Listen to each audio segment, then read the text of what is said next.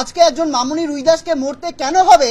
যে অক্সিটোসিন বা যে আরএল নিয়ে এতদিন ধরে প্রশ্ন তুলছি আমরা চিকিৎসকেরা, আমরা বারবার প্রশ্ন তুলছি, স্বাস্থ্য সচিব বলছেন কারা আমাদের সাথে দেখা করতে এসেছেন তার নাকি জানি না। অথচ আমরা খুব ভালো করে জানি এই কথাটা একটা স্বাস্থ্য সচিব হিসেবে এই কথা বলার যোগ্যতা, মানে এটা যদি বলেন তার স্বাস্থ্য সচিব হিসেবে থাকার যোগ্যতা নেই, নৈতিক যোগ্যতা নেই, যৌক্তিকতা নেই। স্বাস্থ্য দপ্তরকে, স্বাস্থ্য মন্ত্রককে, স্বাস্থ্যমন্ত্রীকে দায় নিতে হবে, স্বাস্থ্য সচিবকে দায় নিতে হবে। স্বাস্থ্য সচিব আজকে কোনোভাবেই বলতে পারেন না এই কথা যে চিকিৎসায় গাফিলতি, হ্যাঁ চিকিৎসায় গাফিলতি হচ্ছে কিনা অবশ্যই তদন্ত করতে হবে, কিন্তু ওই দিনকে মিদনাপুর মেডিকেল কলেজে এতগুলো অপারেশন হলো, প্রত্যেকটা জায়গায় কি সিনিয়র চিকিৎসকেরা নিজেরা অপারেশন করেছিলেন? না, আমরা চিত্রটা সবাই জানি। বেশিরভাগ জায়গাতে সিনিয়র চিকিৎসকের উপস্থিতিতে পিজিটিরাই এই চিকিৎসা করেন, সার্জারি করেন। সেসব জায়গায় কেন তাহলে, মানে সেসব জায়গায় কেন প্রাণ সংশয় হলো না, রোগীদের আশঙ্কাজনক কোনো অবস্থা সৃষ্টি হলো না? যে আরএলকে আমি নিজে অ্যানাস্থেশিয়া ডাক্তার, এখানে যারা সার্জারি অ্যানাস্থেশিয়া ডাক্তার আছে বিশেষত যারা আরএল ইউজ করেন, বহু জায়গায় আরএল ইউজ বন্ধ হয়ে গেছে। আপনারা হাসপাতালগুলোতে খোঁজ নেবেন যে গত 1 বছর 1.5 বছর ধরে আমরা মজা করে রাইগর ল্যাকটেট, রাইগর মানে কাঁপুনি, রাইগর ল্যাকটেট বলে মানে মজা করি আমাদের পরিভাষায়, যে স্যালাইন চালানো হলো, রোগীর ঝাঁকুনি শুরু হচ্ছে, আমরা সেই স্যালাইনটা বন্ধ করে ঝাঁকুনি কমার যে ওষুধ, কাঁপুনি বন্ধের যে ওষুধ, সেটা দিয়ে সেই স্যালাইন আবার পাল্টে অন্য স্যালাইন চালানো। এইভাবে একটা সরকারি স্বাস্থ্য ব্যবস্থা কেন চলবে? সাধারণ মানুষের স্বাস্থ্য নিয়ে ছিনিমিনি কেন খেলা হবে এবং সেটা নিয়ে প্রশ্ন করলে কেন গোটা মোড়টা, এটা যে দুর্নীতির প্রশ্ন এটা বুঝতে কারুর বাকি নেই।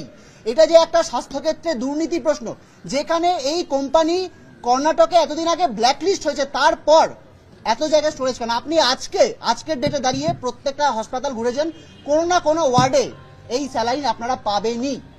এই স্যালাইন এখনো মজুত রয়েছে। সেই স্যালাইন ভুল করে যদি কোনো কেউ ব্যবহার করে ফেলে, যদি কোনো ইন্টার্ন ব্যবহার করে ফেলে, যদি কোনো সিস্টার দিদি নার্স ব্যবহার করে ফেলে, তারপর তদন্ত কমিটি করে বলা হবে। এই যে আপনারা জানেন যে একটা নির্দেশিকা আসছে কি একটা হোয়াটসঅ্যাপে, কোনো প্রপার ডেজিগনেশন নেই যে কার তরফ থেকে বলা হচ্ছে, একটা নোটিশ বেরিয়েছে, সেখানে পশ্চিমবঙ্গ ফার্মাসিউটিক্যালস কথাটাও বলা নেই, বলা হচ্ছে একটি কোম্পানির ওষুধ আন্ডার স্ক্যানার রয়েছে, ফলত সেই ওষুধগুলো যাতে ব্যবহার না করা হয়, ডু দ্য নিডফুল। এই ধরনের অস্পষ্ট একটা নির্দেশিকা মানে হোয়াটসঅ্যাপে ঘুরছে। প্রত্যেকটা কলেজ বেসিসে এরকম কোনো স্পষ্ট নির্দেশিকা নেই। আমরা শুধু আরজি করের ক্ষেত্রেই দেখেছি একটা নির্দেশিকা মানে বেরিয়েছে। তাহলে এই ধরনের গড়িমসি কেন হচ্ছে?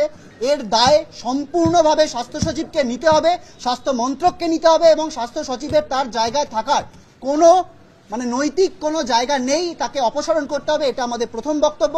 এবং দ্বিতীয় বক্তব্য, এই যে গোটা ঘটনায় আর কোন কোন জায়গায় এই যে অক্সিটোসিন নিয়ে প্রশ্ন উঠছে, আরএল নিয়ে প্রশ্ন উঠছে, আমরা বলছি যে যারা এই পলিসিগুলো বানান, তারা এই ঠান্ডা ঘরে যে আইএএস অফিসাররা যে পলিসিগুলো বানাচ্ছেন, তারা স্টেক হোল্ডারদের সাথে আলোচনা করুন। আমরা বারবার বলেছি স্বাস্থ্যের উন্নতির জন্য আমরা যারা জুনিয়র ডাক্তার রয়েছি, যারা সিস্টার দিদি রয়েছে, যারা সিনিয়র ডাক্তার রয়েছেন, তাদের প্রত্যেকের সাথে আলোচনা করে একটা পলিসি, প্রত্যেক ওষুধের একটা ফিডব্যাক নেওয়া হোক। সেসব না করে কেবলমাত্র রাজনৈতিক আস্ফালনের জন্য কিছু সভা সমিতি করে তারা বলতে চাইছেন যে স্বাস্থ্যে পশ্চিমবঙ্গ 1 নম্বর। হ্যাঁ 1 নম্বর হতে পারে, কিন্তু 1 নম্বর স্বাস্থ্যের ক্ষেত্রে 1 নম্বর রাজ্য হওয়ার পরেও একটা মৃত্যুও কিন্তু এভাবে মানে প্রত্যাশিত নয়, হওয়া উচিত নয়। যতই আমরা 1 নম্বর হই, তারপরেও একজনের মৃত্যুও, এগুলোকে বলা হয় ডাক্তারি পরিভাষায় প্রিভেন্টেবল ডেথ।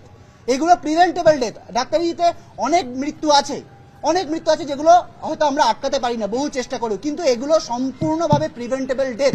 সেগুলো কেন আটকানো যাচ্ছে না? এর দায় সম্পূর্ণভাবে স্বাস্থ্য দপ্তরকে, স্বাস্থ্য মন্ত্রককে, স্বাস্থ্যমন্ত্রীকে নিতে হবে এবং তার পূর্ণাঙ্গ বিচার নিরপেক্ষ তদন্ত করতে হবে এবং স্বাস্থ্য সচিবকে অপসারণ করতে হবে। আমরা স্বাস্থ্য সচিবকে, আমরা এই যে স্বাস্থ্যে, আপনারা বলবেন যে আপনাদের এত বক্তব্য আপনারা কি জানিয়েছেন? আমরা বারবার এই বক্তব্য জানিয়ে মেল করেছি, অথচ আমাদের সাথে বসে আলোচনা করা স্বাস্থ্যের মানে উন্নতির জন্য কোনো প্রয়োজনই মনে করেননি। আর একটা কথা মনে রাখা দরকার, এই যে প্রসূতিদের আজকে এসএসকেএমে আনতে হলো, আমাদের প্রশ্ন এখানে যে কেন এসএসকেএমে আনতে হবে? মেদিনীপুর মেডিকেল কলেজ 21 বছর আগে তৈরি হওয়া একটা সরকারি হাসপাতাল, সেখানে একটা নেফ্রোলজি বিভাগ কেন থাকবে না? উন্নত ক্রিটিক্যাল কেয়ার বিভাগ কেন থাকবে না? 24 ঘন্টার রক্ত পরীক্ষা কেন থাকবে না? আপনি গিয়ে দেখুন, ওখানে এগুলো নেই। কেন? সেটার জন্য আজকে তাহলে মেদিনীপুরের মানুষের কোনো প্রাণের মূল্য নেই? অন্যান্য জেলার মানুষের প্রাণের মূল্য নেই? এসএসকেএমে যে আসতে পারবে, শুধুমাত্র কলকাতা অবধি যারা আসতে পারবে রেফার হয়ে তাদের প্রাণের মূল্য আছে। এই গোটা ঘটনার জন্য কিন্তু আমরা সেন্ট্রাল রেফারেল সিস্টেমের কথা বলেছিলাম। কোনোটারই কিন্তু মানে আইওয়াশ দিয়ে এভাবে স্বাস্থ্য ব্যবস্থাকে শাক দিয়ে মাছ দিয়ে শাক ডাকার চেষ্টা চলছে।